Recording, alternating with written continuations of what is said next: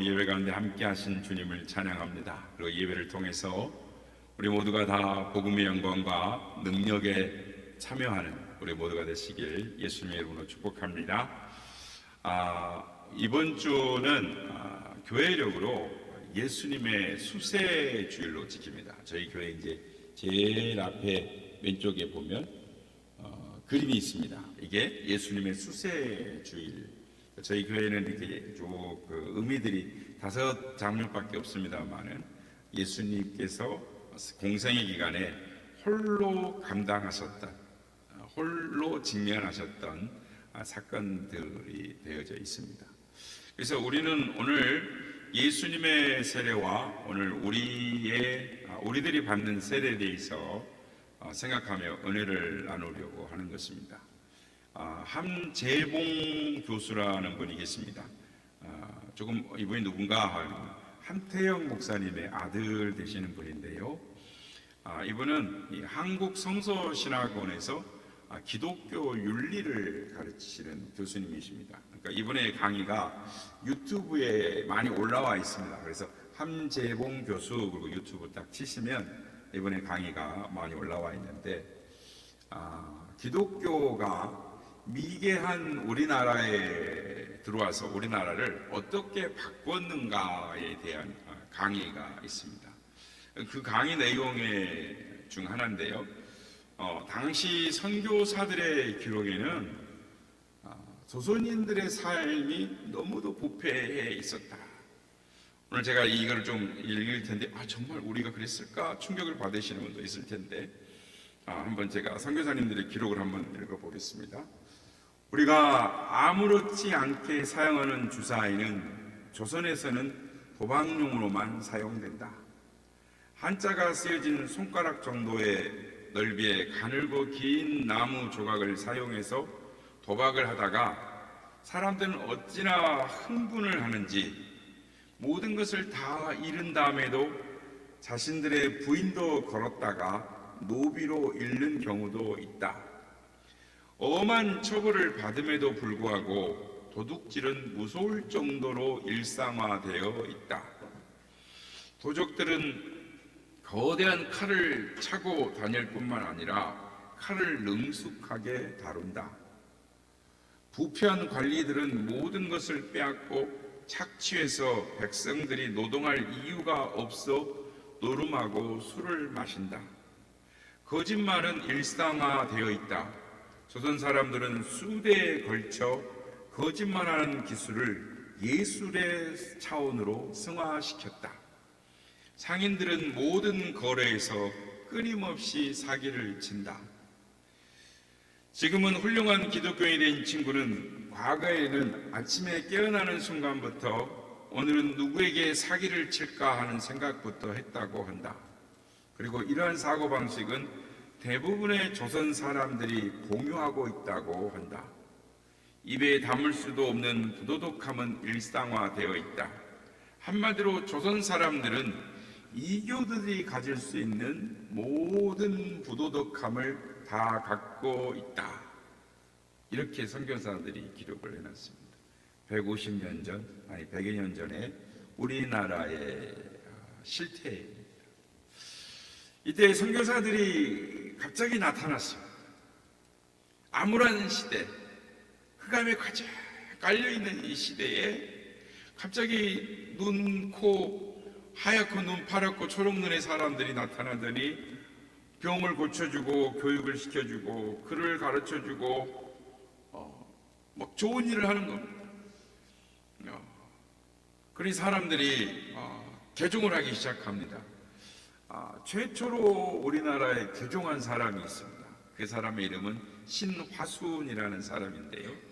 이 사람은 선교사들이 세운 이 병원, 최초의 병원, 이 광해원에 가서 언더우드 목사님이 일하는 것을 보다가 진짜 언더우드 목사님으로부터 세례를 받습니다.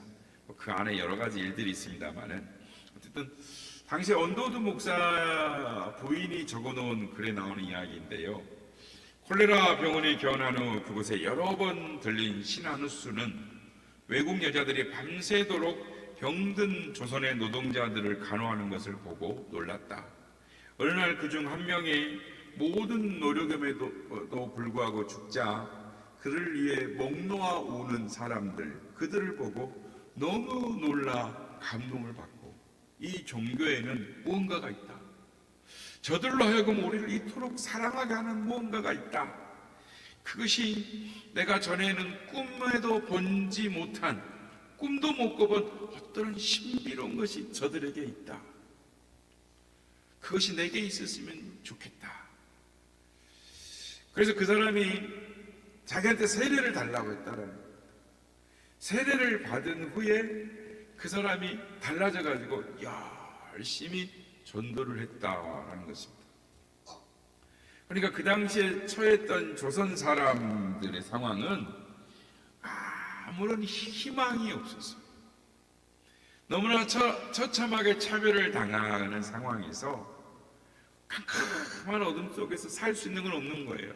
술, 도박, 노름, 거짓말, 사기, 도둑질, 강도질, 음란함, 부도덕함이 가득 찬 조선에, 이 흑암이 가득한 조선에 갑자기 서양 사람들이 나타나서 학교도 짓고 병원도 짓고 또 다른 자기들을 위해서 좋은 일하고 그러면서 핍박을 받고 일반 백성들을 위해서, 여성들을 위해서, 또 어린아이들과 노인들을 위해서 일하는 모습을 보니 헌신성의껏 하면 아파서 홍토병을 고치다가 홍토병에 걸려서 같이 죽기도 하고, 고치다가 죽는 사람을 보면 막 대성통곡을 하고 가슴 아파하고 한국 조선 사람들을 위해 사는 모습을 보고 감동을 받은 거죠. 그리고 개종을 하기 시작했다라는 것입니다. 그리고 그때 이런 기록들이 있습니다. 어떤 사람이 한 장로교에 와서 제가 세례를 받기를 원합니다. 세례교인이 되기를 원합니다. 했더니 그러면 세례교인이 되려면 7가지를 해야 된다. 7가지를 지키겠다고 서약을 하면 세례를 주겠다라고 했다는 겁니다. 여러분, 이 7가지는 100년 전에, 아니 150여 년 전에 이 땅에서 그리스도인이 된다라는 것, 세례교인이 된다라는 것은 어떤 의미였는지, 어떻게 살아야 하는지를 우리에게 가르쳐 주게 됩니다. 알게 되는 것입니다. 첫째, 누구든지 교인이 되려면 조상 숭배를 해서는 안 된다. 교회는 오직 하나님만 섬기고 어떤 경우에도 다른 신을 섬길 수 없다. 따라서 조상신을 섬기는 제사는 어떤 경우에도 용납될 수 없다. 이거는 조선의 체제가 어떤 체제였습니까? 부모를 섬기는 유학 체제였는데 조선 체제에 대한 정면 도전이었습니다. 그러니까 개신교를 믿으려면 오늘날만 같으면 그 당시의 표현으로는 혁명 분자가 돼서 조선의 체제를 거부하고 세상을 뒤엎어버리는 삶을 살아라 라고 이야기하는 것이었습니다.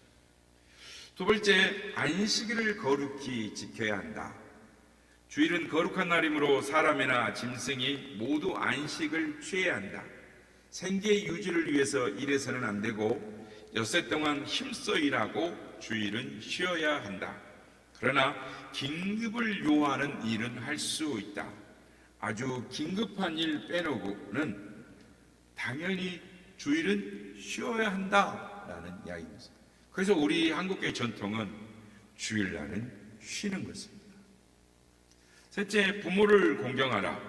살아계신 부모에 대한 효도는 하나님의 명령이므로 살아생전에 부모 섬기기를 죽게 하듯 해야 한다. 이 부분은 이제 유교 사상과 충돌이 없는 부분입니다. 넷째, 불법적인 혼인 관계를 금하라. 하나님께서는 인류를 지으시고 부부로 삼으셨으니 첩을 두거나 음란한 일을 해서는 안 된다. 여기 이 불법적인 혼인 관계라는 게 무엇이겠습니까? 축첩하지 말라는 것입니다. 그러니까 조선 사대부들이 다 했어요. 조선 사대부가 아니라 중인들 중에 돈 있는 사람이면 무조건 축첩을 했습니다. 첩이 많아서 어떤 사람이 10명까지도 첩을 거느린 사람이 있었어요. 그러니까 첩을 건드려서는 안 된다. 그러니까 철저하게 그 시대 사대부들의 문화에 정면 도전을 하는 것입니다. 다섯 번째, 먼저 자신의 가족에게 복음을 전하라. 교리를 행하는 것이 무엇보다도 중요한 것이므로 자기 가족을 설득하여 일심으로 하나님을 의뢰하고 순종케 해야 한다. 여섯 번째, 근면하라는 계명을 지켜라. 하나님은 일하기 싫거든 먹지도 말라고 하셨다. 어느 누구도 일하지 않고는 먹을 수 없다. 게으르지 말라, 거짓말하지 말라, 도둑질하지 말라, 정직하게 돈을 벌고 힘을 다해 가족을 부양하라. 철저하게 노동을 통해서 자기가 벌고 그리고 자기 가족을 부양하라. 그 당시 사람들이 게으르고 도둑질하고 사기치고 부도덕함, 이교도가 가는 모든 부도덕함을 다 갖고 있는 것처럼 선교사들 눈에 조선 사람들이 보였다는 것이죠. 일곱 번째, 악한 범죄를 피하라. 성경은 술 취함과 노름을 금하고 있다. 이런 것에 분쟁과 싸움, 살인과 상해가 나온다. 아편을 만들거나 먹거나 팔지 말고 도박집을 개설하지 말고 어떤 방법으로든지 남을 타락시키는 일을 해서는 안 된다. 그리고 당시 조선 남성 특권층들이 즐겼던 그 모든 것은 다 안 된다라고 가르쳤습니다. 그렇습니다.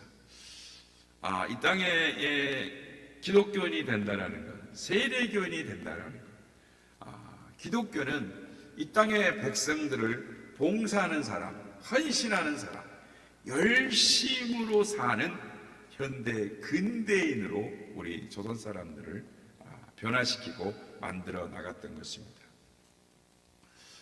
오늘 본문에 나오는 세례요한은 당시 요단강에서 세례를 받으러 나오는 사람들을 향해서 회개를 외쳤습니다. 군인과 과부와 가난하고 힘없는 이들과 군인들은 과부, 가난한 힘없는 사람들을 착취하지 말라. 세리들은 욕심을 버리고 자기의 급료를 족한 줄로 알아라. 이렇게 가르쳤습니다. 오늘 우리들에게 주는 이 메시지라고 생각합니다. 오늘은 새해 두 번째 주일입니다. 지난 첫째 주일과 오늘 두 번째 주일인데요. 두 번째 주일, 예수님의 수세 주일을 맞이해서 우리 그리스도인들이 올 한 해를 어떻게 살아가야 할 것인가 새롭게 결단하는 시간들이 되시길 예수님의 이름으로 축복합니다. 예수님의 수세 주일은 예수님이 세례 요한에게 세례 받으신 것을 기념하는 날입니다. 그래서 매년 예수님의 탄생을 기념하는 성탄절 그리고 주연절이 지나고 처음 맞이하는 주일을 예수님이 세례 받으신 수세 주일을 기념하는 주일로 지킵니다. 그러니까 성탄절 지나고 송구영계 우리 신년주일인데 그러니까 주연절입니다. 교회력으로는 주연절, 그리고 주연절 그 다음 첫 주가 이번 주죠. 수세 주일로 지키는 것입니다. 그러니까 교회는 예수님이 세례 받으신 것을 기념하는 주연절로 지켜왔습니다. 그러니까 주연절이라는 뜻은 현현이라는 뜻이죠. 그러니까 눈에 보이지 않는 하나님이 보이게 나타나셨다라는 것입니다. 캄캄하고 어두운 죄악 세상에 빛으로 오신 예수님, 그러니까 예수님 안에서 하나님이 드러내시고 보이시고 나타내신 날, 주현절인 것입니다. 그래서 주현절은 기독교 초기부터 부활절과 오순절 그리고 함께 3대 절기로 지켜졌습니다. 우리가 생각했던 건 너무 다르죠.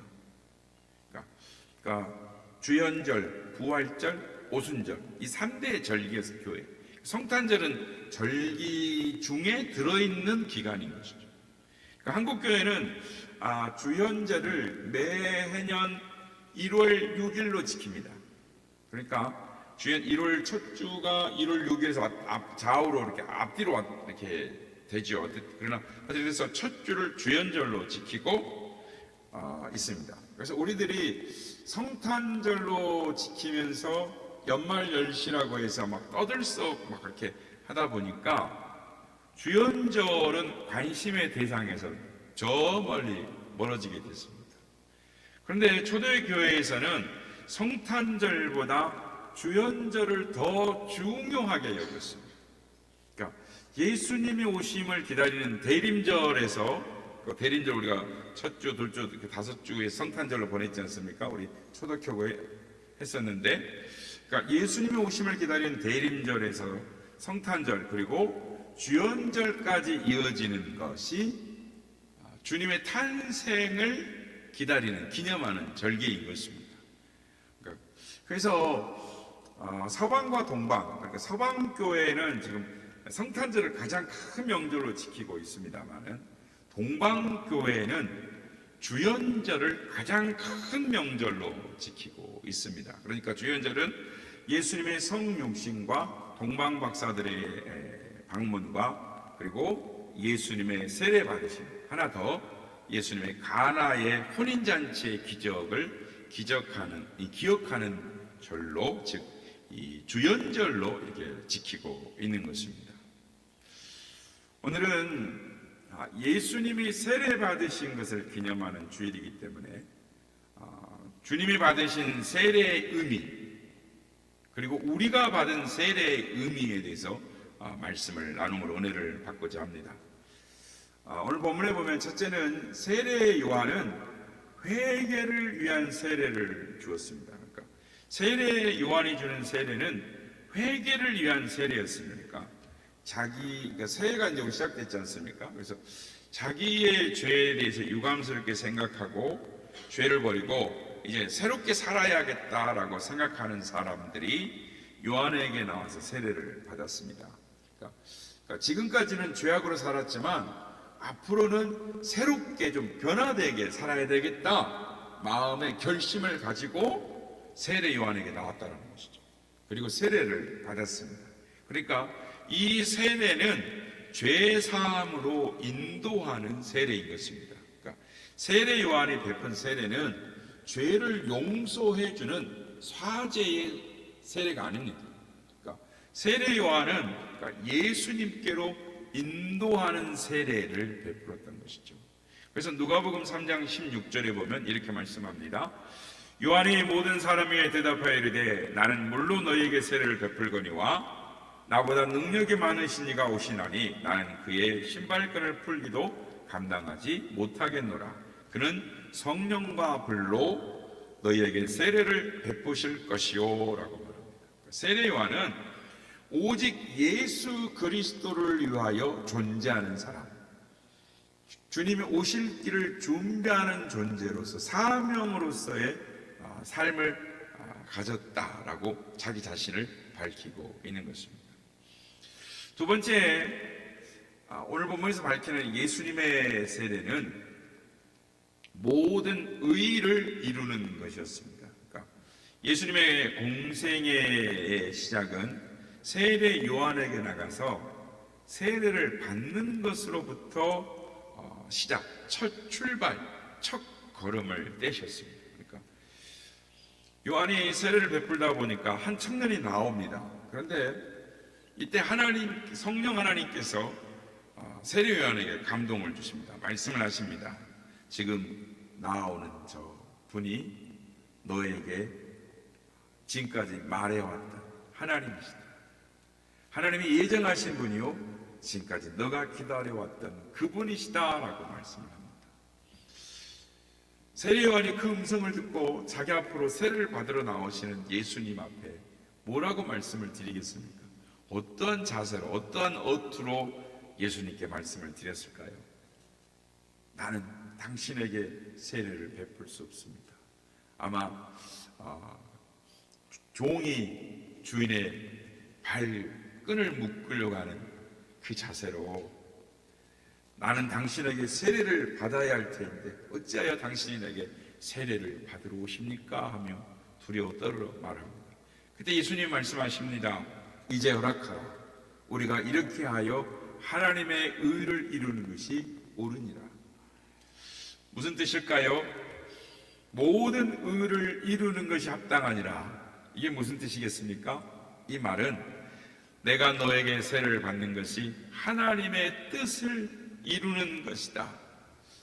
이때 세례를 받으시는 예수님은 죄악으로 죽을 수밖에 없는 우리를 구원하시기 위해서 죄인들과 동일시 되어지는 것, 즉 예수님이 죄가 없으신 분입니다. 회개할 필요가 없습니다.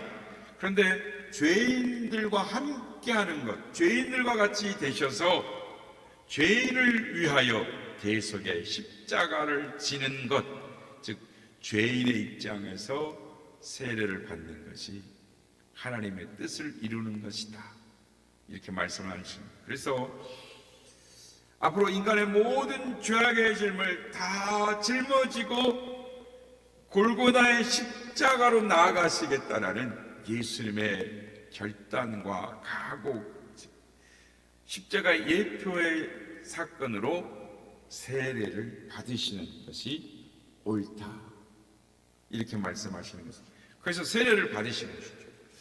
세 번째, 예수님께서 세례를 받으실 때 성령께서 임하셨습니다. 예수님께서 공생애를 시작하면서 결정적으로 시작하신 것이 세례입니다. 그러니까 하나님께서 보내시는 아들로서, 메시아로서 하나님의 뜻이 나타나고 이루어지는 것으로 세례 예식 가운데 성령이 임하셔서 그것을 증거하시는 것이죠. 그래서 예수님께서 물에서 세례를 받으시고 나오실 때 하늘이 열립니다. 그런 적이 없었습니다. 하늘이 열리고 하늘에서 큰 소리가 울립니다. 이는 내 사랑하는 아들이요 내 기뻐하는 자라. 성령이 비둘기같이 임하시면서 예수님을 감싸는 그런 것을 한번 생각해 보시기 바랍니다. 이 순간 예수님께서 세례를 받는 것은 이제부터 하늘이 열리는, 하나님의 성령이 임하시는 순간이 시작되었다라고 선포하는 것입니다. 오늘 우리는 예수님의 수세 주일을 기념하고 감사하는 예배를 드리고 있습니다. 오늘 우리 중에는 그동안 수세 주일이 뭔지도 모르고 지내온 분들도 있을 것입니다. 그러나 성도 여러분, 기독교의 2000년의 전통은 우리 성도들이 우리가 세례받은 것을 감사하고 기억하는 절기로 2000년간 지내왔습니다. 우리나라 기독교 역사가 200년밖에 되지 않는데 이걸 빼먹고 지내왔습니다. 예수님이 세례를 받은 것을 우리가 기뻐하는 이유는 뭐냐면 예수님께서 수세를 받으신 것처럼 우리의 생애에서도 우리가 세례 받은 것이 아주 귀하고 중요한 하나님의 뜻이었다는, 하나님의 의를 이루는 중요한 사건이라는 것입니다. 그래서 우리가 주 예수님의 이름으로 세례를 받음으로 말미암아 하늘의 문이 열리고 성령 하나님 우리 가운데 임재하시는 역사가 우리에게도 동일하게 일어나는 하나님 놀라운 사건이라는 것입니다. 그러므로 여러분이 예수님의 이름으로 세례를 받는 순간 하늘이 열리고 여러분 위에 성령 하나님이 강림하신 사건이 여러분에게 이루어졌습니다. 그리고 하나님이 여러분을 받으신다라는 것을 알아야 하는 것입니다. 우리는 세례를 소중히 여겨야 하는 것입니다. 어떤 이는 형식적인 세례가 뭐가 중요하냐라고 하실지도 모릅니다. 그러나 마가복음 16장 15절 16절 말씀에 예수님께서 세례를 제정을 하십니다. 우리 한번 같이 하나님 말씀을 읽겠습니다. 시작. 또 이르시되 너희는 온 천하에 다니며 만민에게 복음을 전파하라. 믿고 세례를 받는 사람은 구원을 얻을 것이요 믿지 않는 사람은 정죄를 받으리라. 아멘. 믿음을 가진 이는 세례를 받아야 합니다. 믿고 세례를 받은 사람은 구원을 받을 것이요 믿지 않는 사람은 정죄를 받으리라 라고 말씀을 합니다. 그러니까 주님을 믿음으로 주님을 영접한 사람은 세례를 받아야 한다. 즉 신앙 고백을 하고 세례를 받아야 한다. 그러니까 세례를 받는 것은 우리에게 영생이 있음을 알게 하는 분명한 근거가 되는 것입니다. 우리 교회가 시작하면 세례교인이 우리 교회에 지금 4분이 세례교인이 있습니다. 제가 세례교육 할 때마다 드린 말씀이 있는데 일평생 딱 한 번 우리가 받는 이거는 이 내 개인의 역사가 아니라 하나님 나라의 우주적인 날이다. 하나님의 뜻을 이루어드린 날이기 때문에 그렇습니다. 기독교 신앙의 핵심 교리를 말해주는 웨스트민스터 소요리 문답 제94번 문에 보면은 세례를 이렇게 정의합니다. 세례는 성례 하나로서 성부와 성자, 성령의 이름으로 물을 가지고 씻는 예식입니다.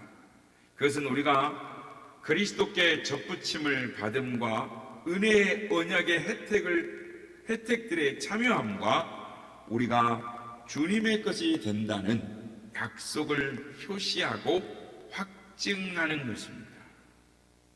여러분, 세례는 세례받은 사람들이 주님의 것이라는 것, 주님께 받아들여졌다는 것을 확증하고 그 주님의 사람으로서 세상을 살아갈 수 있음을 확증함으로 세례를 받는 것입니다.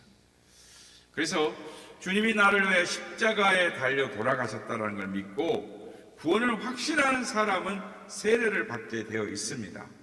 세례는 공적으로 인정하는 거요, 선포하는 것입니다.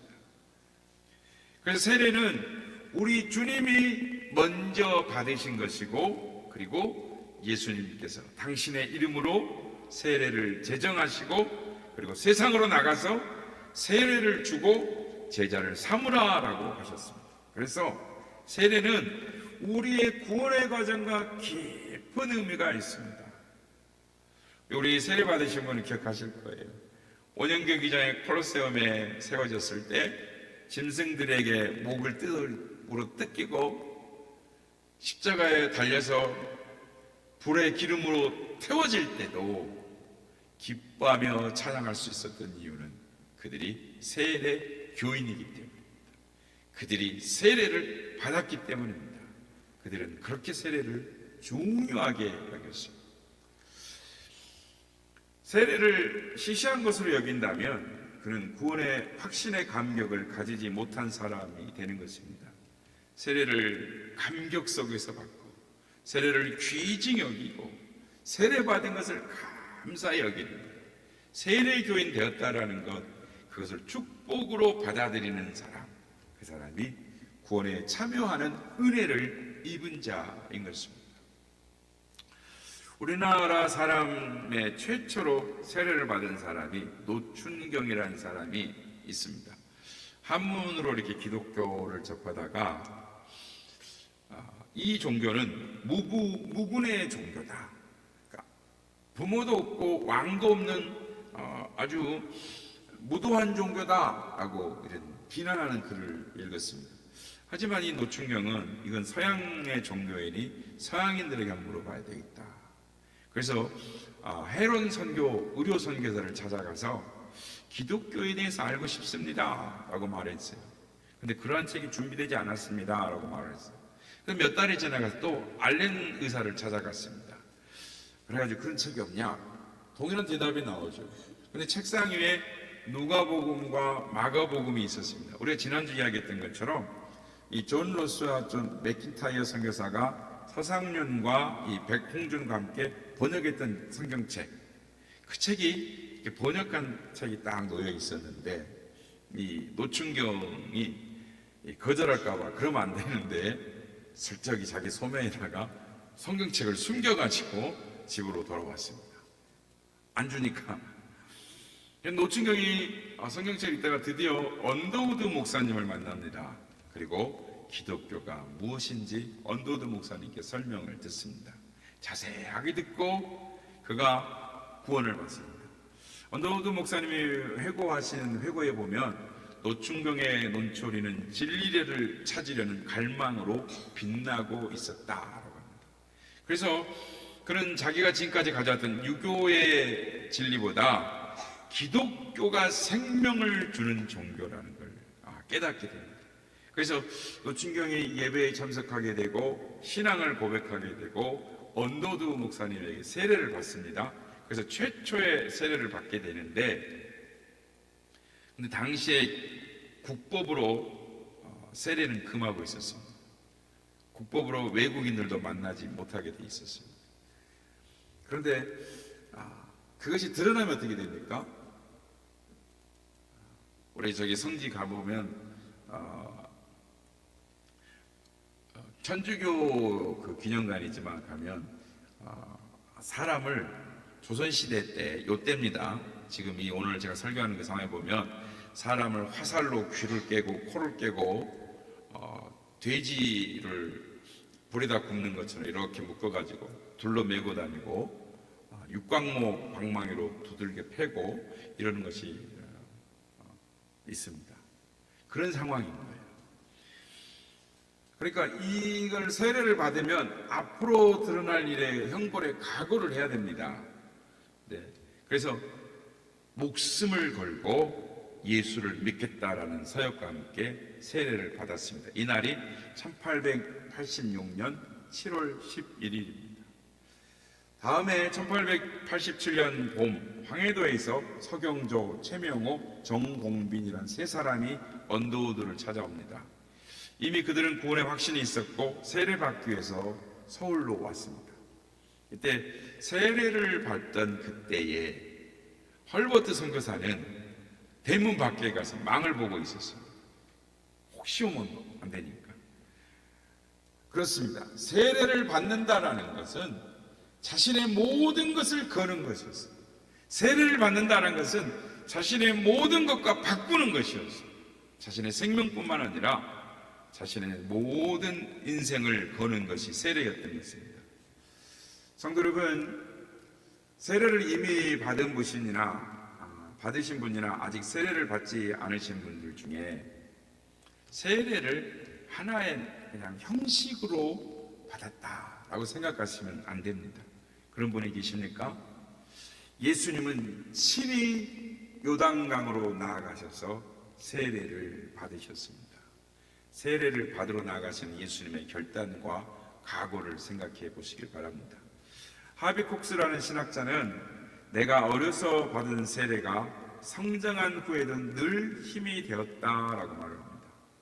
성장해 보니 내가 처음 받았던 세례를 생각해 보니 내 신앙생활에 힘이 되고 능력이 되었다. 세례를 어떻게 받았느냐에, 세례가 무엇인지를 정확하게 알고 세례를 받았느냐에 따라, 즉 신앙의 능력을 체험하고 이 한 번의 체험이 평생을 좌우하는 세례의 힘이 되었다라는 것입니다. 세례받은 이들은 내가 세례를 받는 것은 나를 구원하신 하나님의 은혜였구나를 깨달아야 하는 것입니다. 조선에 처음에 선교사들이 들어온 하나님의 말씀을 듣고 하나님의 말씀에 따라서 잘못된 삶을 청산하고 말씀을 따라 목숨을 걸고 자신의 가족들을 구원시켰던 그 사람들처럼 우리들도 세례교인으로서 가족들을 구원하고 이웃을 구원하고 세상을 변화시키는 사람들로서 살아가시는 주님의 제자들이 다 되시기를 예수님의 이름으로 축복합니다.